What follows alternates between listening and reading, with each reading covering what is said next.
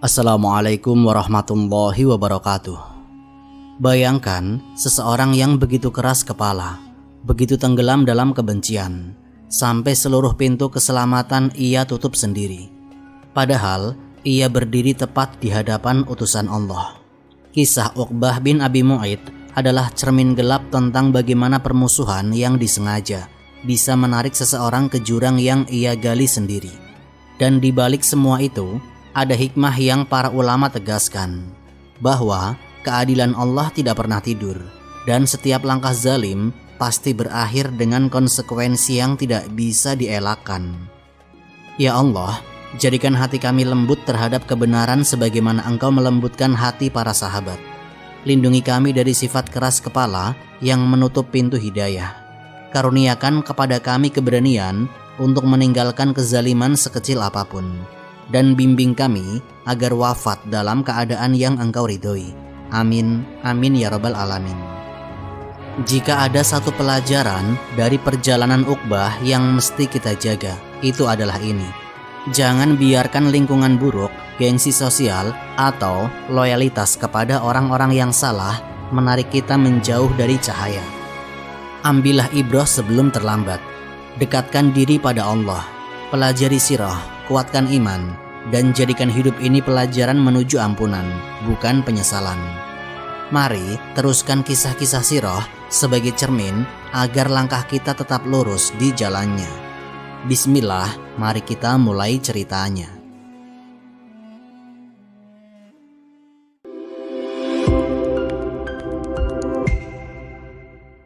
Posisi keluarga Uqbah.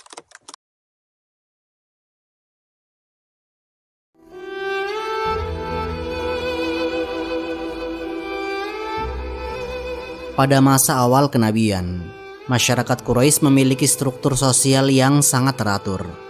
Kabilah-kabilah di dalamnya menempati posisi berbeda sesuai dengan kekuatan politik, ekonomi, dan sejarah masing-masing. Pembagian kabilah ini bukan sekedar garis keturunan, tetapi menjadi penanda kekuasaan yang menentukan arah keputusan Mekah. Setiap klan punya peran yang dapat mempengaruhi perdagangan, keamanan, sampai urusan peribadatan di Ka'bah. Di antara struktur tersebut, Bani Abdi Manaf memiliki kedudukan teratas. Dari cabang inilah muncul dua garis besar, yaitu Bani Hashim dan Bani Abdi Syam. Bani Hashim dikenal sebagai penjaga pelayan haji dan pemilik kehormatan sosial. Sementara Bani Abdi Syam berkembang sebagai kelompok dengan jaringan perdagangan yang luas. Dari Bani Abdi Syam lahir Bani Umayyah, salah satu keluarga paling berpengaruh dalam urusan diplomasi dan hubungan dagang internasional. Mekah sangat bergantung pada jalur perdagangan, sehingga posisi Bani Umayyah menjadi semakin kuat. Dalam konteks itu, nama Uqbah bin Abi Mu'ayt tidak bisa dilepaskan dari struktur Bani Abdi Syam. Ia berasal dari keluarga terpandang yang memiliki akses luas ke elit Quraisy. Nasabnya terhubung kepada kabilah yang sangat dihormati dan disegani. Riwayat-riwayat menyebut bahwa ayahnya Abu Mu'ayt termasuk tokoh yang memiliki peran ekonomi di Mekah. Dengan latar belakang tersebut, Uqbah tumbuh di lingkungan elit yang terbiasa berinteraksi dengan pemimpin-pemimpin kota. Kedudukan sosial ini kemudian membentuk pola hubungan pertemanan Uqbah. Ia dekat dengan tokoh-tokoh yang dikenal memiliki pengaruh besar dan suara kuat dalam keputusan politik Quraisy. Di antara nama paling menonjol adalah Amr bin Hisham, yang lebih dikenal sebagai Abu Jahal. Abu Jahal merupakan anggota Bani Makhzum dan salah satu penentu arah kebijakan masyarakat Mekah. Riwayat-riwayat sejarah menyebutkan bahwa Abu Jahal memiliki hubungan erat dengan keluarga Uqbah, terutama dalam urusan kerjasama perdagangan dan aliansi klan. Karena itu, kedekatan Uqbah dengannya bukan hal yang mengejutkan. Tokoh lain yang berada dalam lingkaran pergaulannya adalah Umayyah bin Khalaf, salah satu pemimpin dari Bani Jumah. Umayyah dikenal luas karena kepemilikan perbudakannya dan hubungan dagang yang kuat dengan Syam. Keduanya memiliki kesamaan kepentingan dalam menjaga stabilitas ekonomi Quraisy. Mereka sering berposisi sebagai pembela tradisi lama yang dianggap menopang kekuatan Mekah. Al-Walid bin Al-Mughirah juga termasuk nama yang sering disebut dalam rangkaian riwayat terkait Uqbah. Al-Walid adalah salah satu tokoh Bani Makhzum yang memiliki harta melimpah dan dihormati di tengah masyarakat karena pandangannya dalam sastra dan perundingan. Jaringan sosial ini menunjukkan bahwa Uqbah tidak berdiri sebagai tokoh pinggiran. Ia merupakan bagian dari kelompok elit yang mengatur narasi dan keputusan masyarakat. Riwayat-riwayat sejarah mencatat bahwa Uqbah adalah pribadi yang banyak mengambil sikap berdasarkan arah kelompok yang ia ikuti. Sebagian ulama sirah dan sejarah mencatat bahwa ia bukan tokoh dengan pengaruh mandiri setara Abu Jahal atau Al-Walid, namun lebih menonjol sebagai figur yang menyesuaikan diri dengan arus elit Quraisy.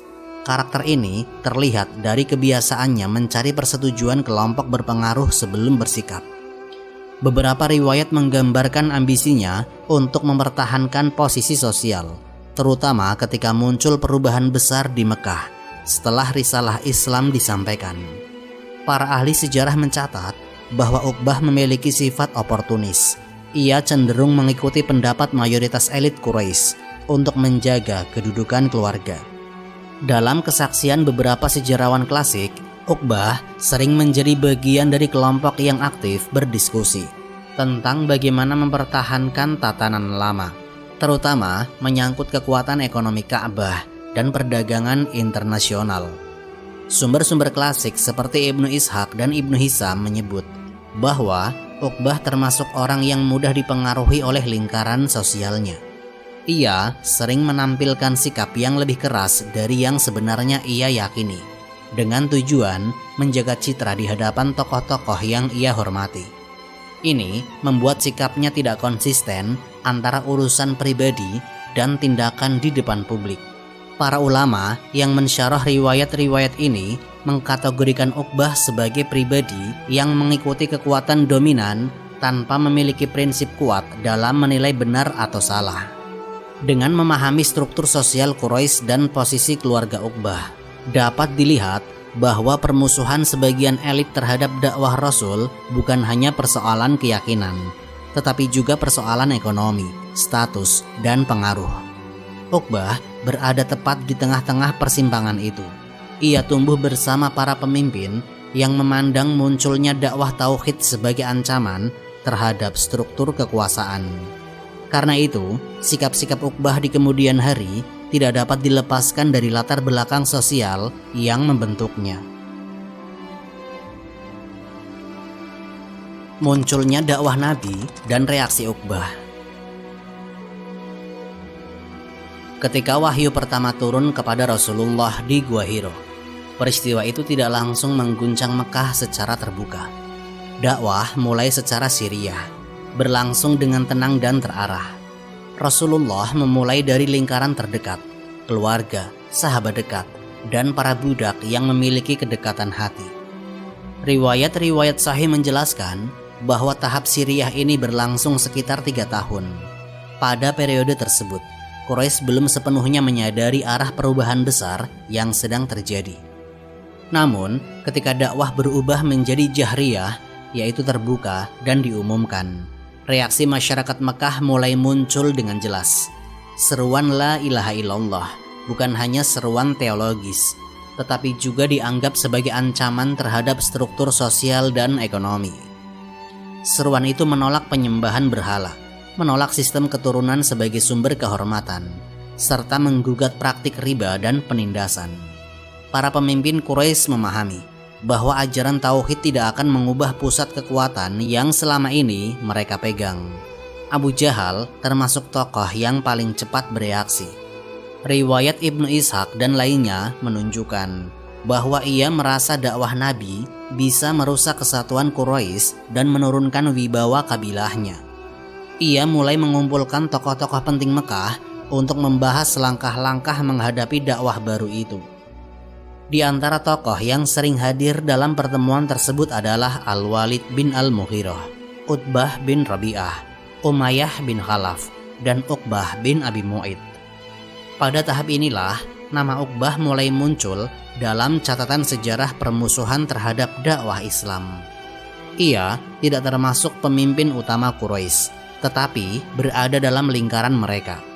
Keterlibatannya tampak dalam pertemuan-pertemuan yang membahas strategi propaganda untuk menghadang dakwah tauhid. Riwayat Ibnu Ishaq yang dipertegas oleh ulama syarah menyebutkan bahwa Uqbah menjadi salah satu figur muda yang setia pada arahan Abu Jahal. Ia menganggap mengikuti sikap Abu Jahal adalah bentuk kesetiaan terhadap struktur politik Bani Abi Syam dan sekutu-sekutunya. Pertemuan-pertemuan itu tidak bersifat formal, tetapi berlangsung di tempat-tempat yang sering dijadikan lokasi diskusi elit Mekah, rumah tokoh-tokoh besar, halaman Ka'bah, atau area tempat duduk para pemimpin. Di sana, mereka mengembangkan strategi untuk menciptakan opini publik bahwa Rasulullah membawa ajaran yang memecah belah.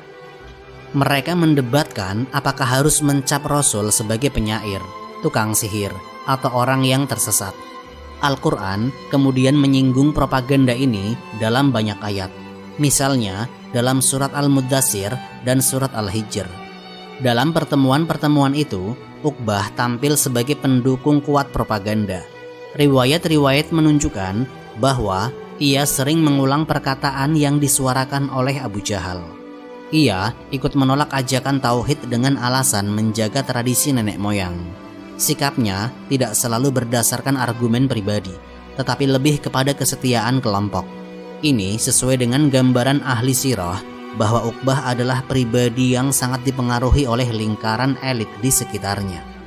Riwayat Ibnu Hisham menyebut bahwa pada masa dakwah Jahriyah, Uqbah termasuk orang yang paling sering berada di sekitar Abu Jahal ketika isu tentang Nabi dibicarakan. Ketika Quraisy membahas bagaimana menghadapi pengaruh Nabi yang semakin meluas di kalangan pemuda dan budak, Uqbah sering menjadi salah satu yang memberi komentar keras, meskipun bukan dia yang mengambil keputusan akhir. Sikap kerasnya terutama ditujukan untuk menjaga citra di hadapan para pemimpin yang ia anggap sebagai panutan. Dalam salah satu riwayat yang disampaikan oleh Ibnu Ishaq diceritakan bahwa Uqbah pernah berkata di hadapan kaumnya bahwa Rasulullah membawa agama baru yang tidak dikenal oleh nenek moyang Quraisy. Ungkapan semacam ini menjadi bagian dari propaganda mereka. Ucapan-ucapan seperti itu kemudian menyebar di masyarakat sebagai cara untuk menahan penyebaran dakwah Islam. Meski bukan tokoh utama dalam merumuskan strategi, Uqbah menjadi bagian dari suara kolektif Quraisy yang menolak dakwah tauhid. Selain itu, sejumlah riwayat menunjukkan bahwa Uqbah mulai menampilkan sikap provokatif ketika melihat Rasul menyampaikan pesan secara terbuka. Ia sering tampil dalam barisan yang mengejek atau mendustakan ajaran yang dibawa oleh Rasul. Para ahli sirah mencatat bahwa pada tahap awal ini belum muncul tindakan fisik dari Uqbah, tetapi tanda-tanda agresivitasnya mulai terlihat dari retorika dan komentar-komentar kasar yang dilontarkannya. Sikap ini sejalan dengan strategi Quraisy pada periode itu, yang masih berusaha menekan dakwah dengan cara verbal dan propaganda. Perubahan besar terjadi ketika dakwah Rasulullah mulai menarik perhatian berbagai kelompok masyarakat. Semakin banyak orang yang masuk Islam membuat elit Quraisy merasa semakin terancam. Pada titik itulah, sikap Uqbah pun ikut berubah. Ia tidak lagi sekedar mengikuti rapat dan membenarkan propaganda, tetapi mulai tampil lebih aktif dalam menolak dakwah. Riwayat-riwayat menunjukkan bahwa kesetiaan Uqbah kepada Abu Jahal membuatnya semakin keras dalam menunjukkan permusuhan. Ia seakan berlomba menunjukkan loyalitas dengan mengambil posisi yang lebih ekstrim. Para sejarawan mencatat bahwa pertemuan-pertemuan Quraisy pada masa dakwah Jahriyah menjadi panggung bagi Uqbah untuk mengamati, meniru, dan kemudian memperkeras sikap elit Mekah. Dari sinilah pola permusuhannya terbentuk. Ia tidak memulai sebagai tokoh yang paling berpengaruh, tetapi ia termasuk yang paling cepat mengikuti arah kelompoknya. Peristiwa penghinaan di Ka'bah. Pagi itu, Ka'bah diselimuti cahaya lembut. Mekah baru saja hidup, tetapi majelis para pembesar Quraisy sudah ramai di sisi Hijir Ismail. Mereka duduk santai, saling bersandar pada tongkat, berbicara tentang politik kabilah, transaksi kafilah, dan tentu saja tentang Rasulullah Shallallahu Alaihi Wasallam yang selalu mengganggu kenyamanan mereka dengan seruan tauhid. Di antara mereka ada Abu Jahal, Utbah, Saibah, Umayyah bin Khalaf, dan Uqbah bin Abi Mu'id. Orang yang selalu ingin menampilkan diri sebagai bagian penting dari lingkaran elit itu. Tidak jauh dari mereka, Abdullah bin Mas'ud berdiri memperhatikan suasana. Ia sudah biasa melihat Rasul datang ke Ka'bah untuk sholat sendirian. Nabi tidak mencari masalah. Beliau hanya sujud kepada Rabb yang satu, sesuatu yang bagi Quraisy dianggap ancaman ideologis. Mereka tidak tahan melihat seseorang menyembah Allah tanpa menyertakan berhala keluarga mereka.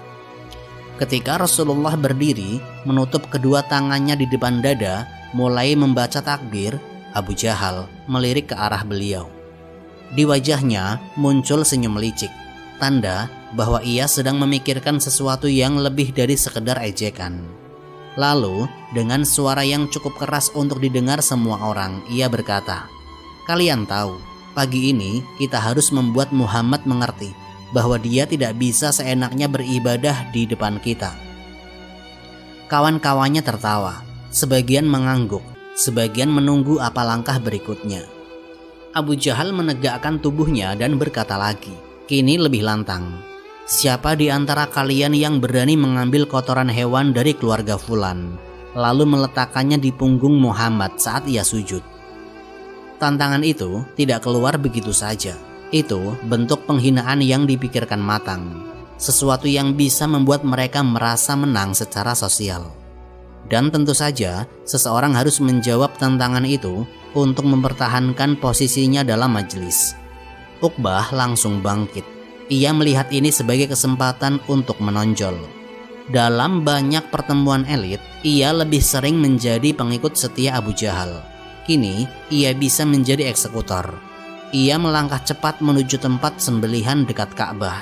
Di sana, ia mengambil firsah atau kotoran dan isi perut hewan yang baru disembelih. Benda itu berat, basah, baunya menyengat, dan jelas bukan tindakan main-main. Ini penghinaan yang sengaja dipilih agar meninggalkan bekas. Ketika ia kembali, pembesar Quraisy menunggu dengan wajah penuh antisipasi. Nabi saat itu sudah masuk ke rakaat berikutnya, berdiri, ruku, kemudian turun sujud. Dan pada saat itu, Uqbah melihat kesempatannya. Ia mendekat tanpa rasa ragu, dan dengan gerakan cepat, ia meletakkan seluruh kotoran itu di atas punggung Nabi. Tawa langsung pecah di majelis. Mereka tertawa keras, saling mendorong, sampai seperti dituturkan oleh Abdullah bin Mas'ud.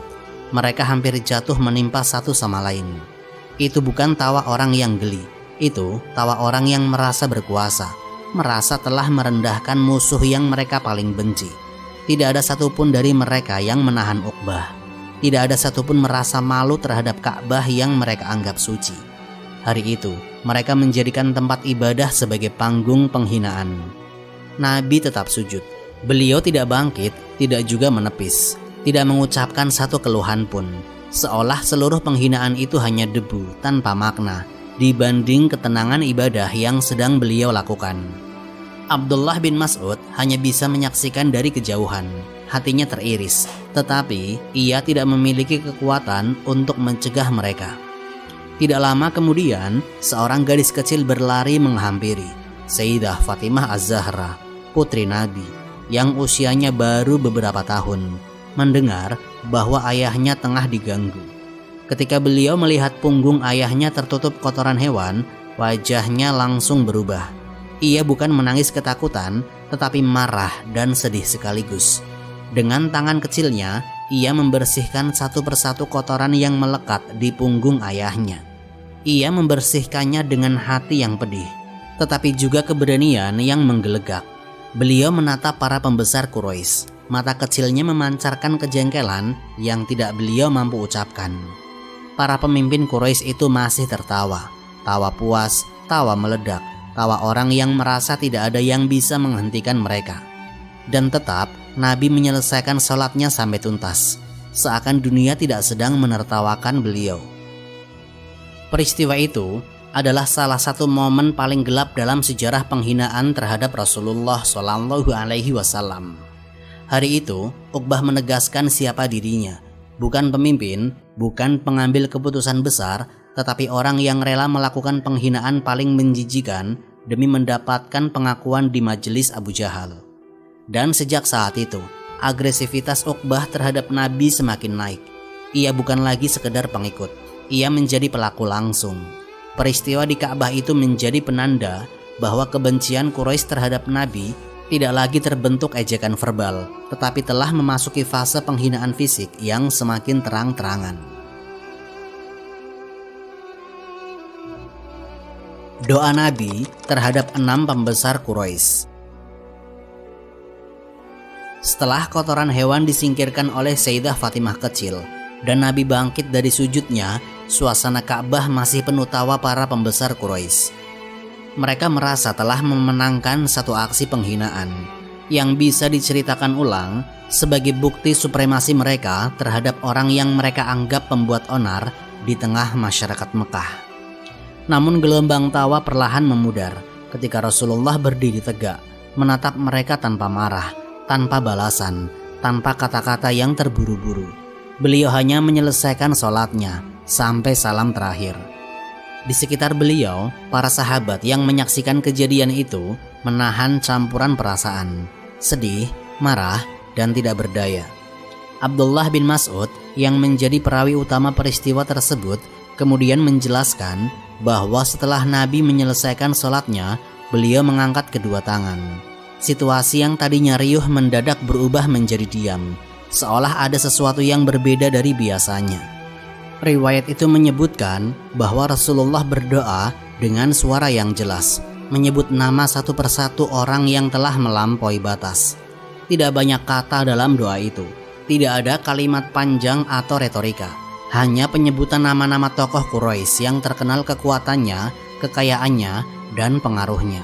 Dalam riwayat disebut, Nabi mengucapkan Allahumma alaika bifulan, wa fulan, wa fulan, wa fulan, dan seterusnya. Lalu beliau menyebut 6 nama: Abu Jahal, Uqbah bin Rabi'ah, Saibah bin Rabi'ah, Al-Walid bin Uqbah, Umayyah bin Khalaf, dan Uqbah bin Abi Mu'id. Tidak ada tokoh lain yang disebut, tidak ada daftar panjang, hanya 6 orang itu. Para sahabat yang hadir mengaku tidak pernah melihat Nabi berdoa dengan penyebutan nama musuh secara langsung seperti ini sebelumnya. Para ulama yang menafsirkan riwayat ini menjelaskan bahwa doa tersebut bukan sekedar ekspresi kemarahan manusiawi, melainkan doa seorang nabi terhadap kelompok yang secara konsisten menunjukkan permusuhan keras, penghinaan, dan kezaliman langsung, baik kepada nabi maupun kepada para pengikutnya yang lemah. Ibnu Hajar dalam Fathul Bari menyebut bahwa doa semacam ini memiliki makna bahwa orang-orang tersebut telah melewati batas yang membuatnya layak berada dalam kategori mustalikin, yaitu kaum yang kebinasaannya merupakan bagian dari ketetapan Allah terhadap orang-orang yang menghalangi kebenaran dengan cara yang melampaui batas akal sehat. Dalam riwayat lain, sebagian tabi'in menjelaskan bahwa penyebutan nama-nama itu menunjukkan sifat permusuhan paling keras di antara Quraisy. Mereka adalah penggerak strategi anti-Islam, tokoh yang berperan di balik penyiksaan kaum lemah, penindasan terhadap Bilal, Sumayyah, keluarga Yasir, dan berbagai propaganda yang bertujuan menghentikan dakwah. Doa Nabi, menurut para ulama, bukan doa terhadap seluruh Quraisy, melainkan terhadap individu-individu tertentu yang menjadi pusat kerusakan dan agresi. Sementara itu, dari sisi para sahabat, peristiwa tersebut menjadi titik penting dalam memahami bahwa permusuhan Quraisy telah memasuki fase yang lebih keras. Abdullah bin Mas'ud mengatakan bahwa para sahabat sangat memperhatikan doa Nabi tersebut, sampai mereka menghafal nama-nama itu karena ketepatan Nabi dalam menyebutkan individu mana yang paling kuat menolak kebenaran. Sikap para sahabat bukanlah sikap orang yang menunggu balas dendam. Mereka mengetahui bahwa Nabi tidak pernah berdoa seperti itu kecuali dalam situasi di mana kezaliman sudah mencapai tingkat yang tidak bisa tertahankan. Mereka memahami bahwa doa itu datang setelah berulang kali sabar, setelah Nabi dihina, setelah Nabi dilempari, diludahi, dan dipersekusi tanpa pernah membalas. Doa Nabi itu menjadi titik balik dalam catatan sejarah permusuhan Quraisy. Selama ini, Nabi lebih banyak menahan diri, memaafkan, dan mengingatkan dengan kelembutan. Tetapi ketika beliau menyebut nama-nama itu di depan Ka'bah, hal itu menandai bahwa penindasan Quraisy telah melampaui batas yang masih bisa ditoleransi oleh norma kemanusiaan, apalagi oleh risalah yang dibawa oleh seorang Nabi. Doa itu bukan balasan setara atas penghinaan fisik. Doa itu adalah penyerahan urusan kepada Allah setelah para pelaku tidak berhenti dari keburukan mereka. Momentum tersebut menjadi saksi bahwa kekuatan moral dakwah semakin kokoh, sedangkan moralitas para penentang semakin merosot. Ia menandai perubahan atmosfer spiritual di Mekah, bahwa permusuhan para pembesar Quraisy kini bukan lagi sekedar urusan sosial, melainkan bagian dari pertarungan antara kebenaran dan kezaliman. Dan sejak saat itu, hubungan antara Nabi dan 6 tokoh Quraisy yang disebut namanya semakin jelas memasuki fase permusuhan terbuka. Perang Badar dan jatuhnya nama-nama doa Nabi. Setelah doa Nabi terhadap 6 orang pembesar Quraisy beredar di kalangan muslimin Mekah dan kemudian Madinah, situasi politik antara kedua pihak terus berkembang. Ketegangan tidak mereda, terutama setelah kaum muslimin hijrah dan Quraisy mengambil alih harta kaum muhajirin. Dalam rentang 2 tahun setelah hijrah, beberapa ekspedisi kecil terjadi. Namun, tidak ada konfrontasi besar hingga sebuah peristiwa dagang memicu benturan yang kelak dikenal sebagai Perang Badar. Perang Badar yang terjadi pada tahun kedua Hijriah bukan perang yang direncanakan sebagai balas dendam atas doa Nabi, tetapi muncul dari dinamika keamanan jalur perdagangan Quraisy. Ketika kafilah dagang besar Quraisy kembali dari Syam dan melewati jalur yang dekat dengan Madinah, kaum muslimin merespon dengan upaya intersepsi terhadap kafilah tersebut. Namun, kafilah berhasil lolos karena perubahan jalur. Sementara pihak Quraisy memutuskan mengirim pasukan besar untuk melindunginya dan sekaligus menunjukkan kekuatan kepada kaum muslimin. Dengan demikian, kedua pasukan akhirnya bertemu di sebuah dataran dekat sumur Badar, sebuah area yang dikenal strategis karena sumber airnya. Riwayat-riwayat sahih menjelaskan bahwa jumlah kaum muslimin itu sekitar 313 orang dengan perlengkapan terbatas. Hanya beberapa pedang, pelana yang tidak memadai, dan sangat sedikit baju besi. Sementara pasukan Quraisy diperkirakan berjumlah sekitar 1.000 orang dengan perlengkapan jauh lebih baik, termasuk ratusan penunggang kuda dan perisai lengkap.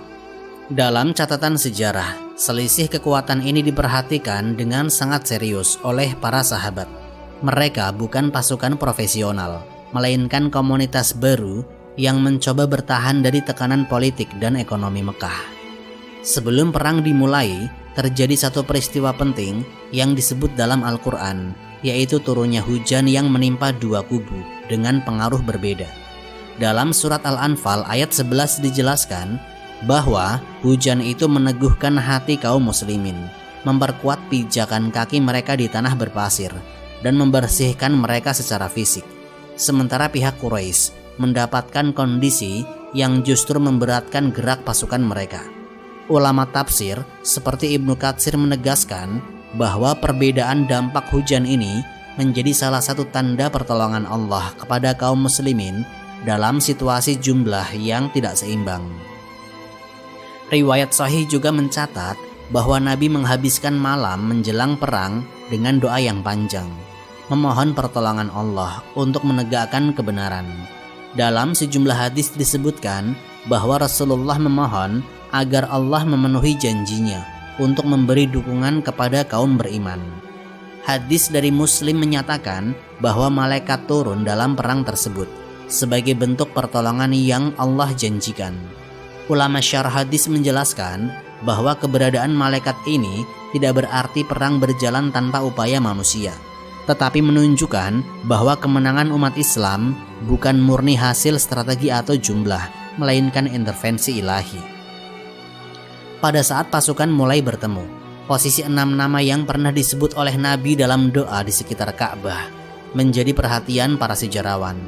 Abu Jahal, Utbah bin Rabi'ah, Syaibah bin Rabi'ah, Al-Walid bin Mughirah, Umayyah bin Khalaf, dan Uqbah bin Abi Mu'id. Semuanya berada dalam pasukan Quraisy pada hari itu.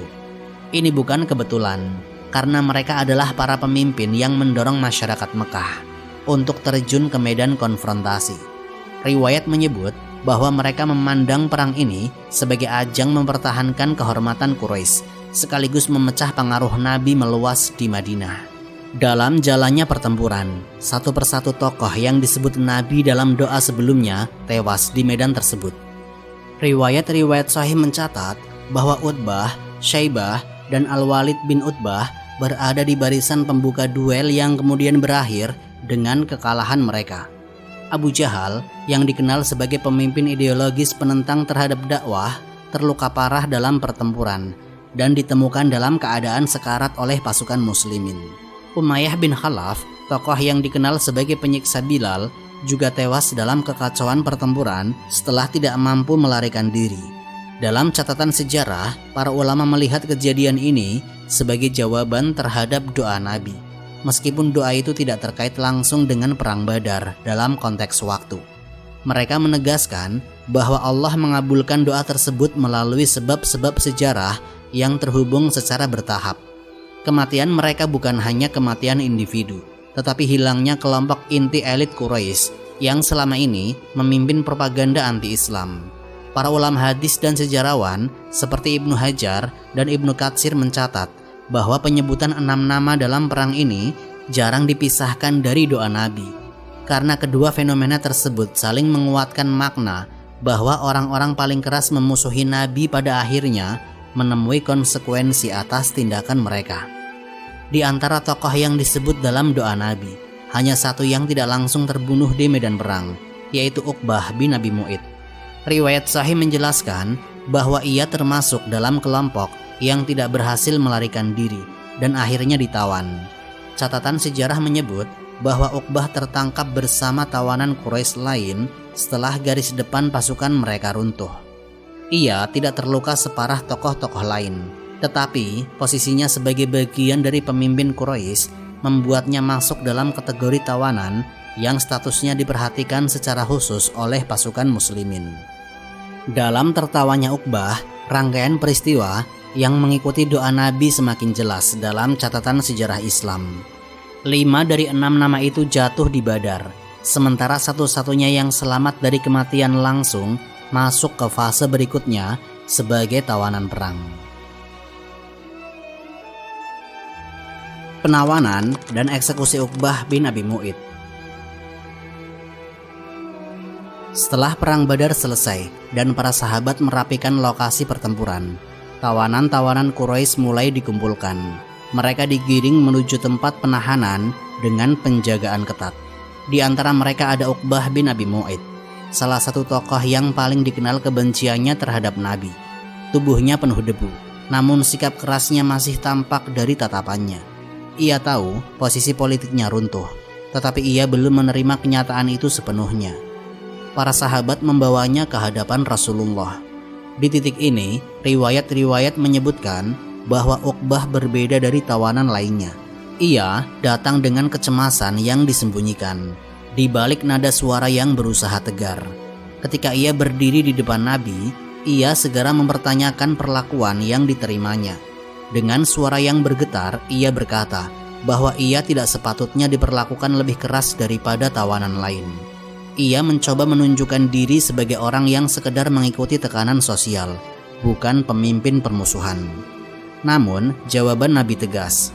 Riwayat menggambarkan bahwa beliau menjelaskan bahwa permusuhan Uqbah bukan sekedar ikut-ikutan.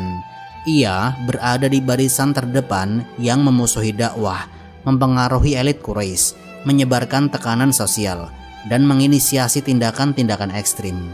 Permusuhan itu bukan insiden tunggal, tetapi rangkaian yang panjang dan sengaja dilakukan. Uqbah mulai gelisah. Ia sempat berkata bahwa ia bisa membayar tebusan seperti tawanan yang lain. Tetapi Nabi tetap menyampaikan ketetapan yang sudah dipahami oleh para sahabat, bahwa Uqbah adalah ancaman besar bagi keselamatan dakwah jika dibiarkan kembali. Dalam beberapa riwayat disebutkan bahwa Uqbah bahkan meratap, memohon agar jangan dipisahkan dari keluarganya. Tetapi permintaan itu tidak mengubah keputusan. Ketika hukuman diumumkan, suasana di antara para sahabat sangat serius. Ini bukan keputusan yang lahir dari emosi. Mereka memahami tingkat bahaya yang selama ini ditimbulkan oleh Uqbah. Sepanjang dakwah Islam di Mekah, dialah salah satu yang paling aktif membangun propaganda, melecehkan wahyu, memimpin tekanan terhadap para pengikut Nabi, dan bersekongkol dengan elit Quraisy untuk menghentikan Islam dengan segala cara. Para ulama menjelaskan bahwa inilah titik perbedaan mendasar antara dirinya dan tawanan lain. Dialah penopang sistemik permusuhan, bukan sekedar seorang prajurit biasa. Pelaksanaan hukuman kemudian diserahkan kepada Sayyidina Ali bin Abi Thalib. Riwayat menguatkan bahwa penunjukan ini menunjukkan keseriusan kasusnya. Sayyidina Ali bukan orang yang menyimpan dendam pribadi.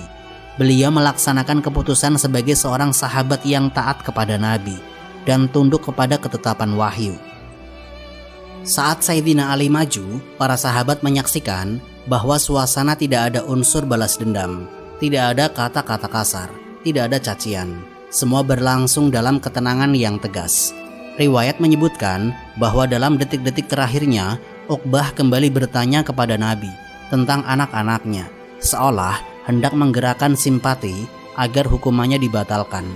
Jawaban Nabi adalah jawaban yang paling sering dijelaskan oleh para ulama, bukan kata-kata emosional, tetapi penjelasan teologis tentang akibat perbuatannya. Penjelasan itu menutup pintu alasan apapun yang selama ini digunakan Uqbah untuk menutupi kekejamannya. Hukuman itu pun dilaksanakan. Para sahabat memandangnya sebagai keputusan yang menegakkan keadilan, bukan sebagai kekerasan tanpa arah. Mereka memahami bahwa dakwah Islam yang baru berdiri saat itu berada dalam ancaman besar dari tokoh-tokoh seperti Uqbah. Melepaskannya berarti mengizinkan propaganda dan permusuhan itu bangkit kembali dalam bentuk yang lebih berbahaya. Para ulama sirah dan syarah hadis sejak generasi awal hingga kini menegaskan bahwa jatuhnya Uqbah bukan karena satu peristiwa tunggal, bukan semata-mata karena ucapan tertentu atau tindakan yang terjadi di suatu hari. Sebabnya adalah akumulasi permusuhan, kebencian ideologis yang disuarakan secara terbuka, pengaruh buruk kepada elit Quraisy, dan kesiapannya untuk melakukan apapun demi menghentikan dakwah. Keputusan Nabi merupakan keputusan seorang pemimpin negara yang menimbang keamanan umat dan kelangsungan risalah, bukan keputusan pribadi yang terbawa perasaan. Dengan demikian, akhir hidup Uqbah bin Abi Mu'ayth setelah Perang Badar menjadi contoh nyata yang dicatat oleh para ulama bahwa Allah memberikan hukuman di dunia bagi sebagian orang yang menentang kebenaran dengan sengaja dan sistematis. Bagi peneliti sejarah sirah, peristiwa ini menjadi penanda bahwa permusuhan ekstrim memiliki konsekuensi dan keputusan Nabi selalu berlandaskan keadilan syariat serta petunjuk wahyu, tanpa unsur emosi dan tanpa dendam. Wallahu a'lam bishawab. Semoga kisah ini memberikan manfaat dan menjadi pengingat bagi kita semua untuk terus memperbaiki diri serta meningkatkan ketaatan kepada Allah Subhanahu wa Ta'ala. Lebih dan kurangnya mohon dimaafkan. Yang benar datangnya dari Allah Subhanahu wa Ta'ala. Khilaf atau keliru itu datangnya dari saya pribadi sebagai manusia biasa. Sampai jumpa di kisah-kisah inspiratif berikutnya. Akhirul kalam. Wassalamualaikum warahmatullahi wabarakatuh.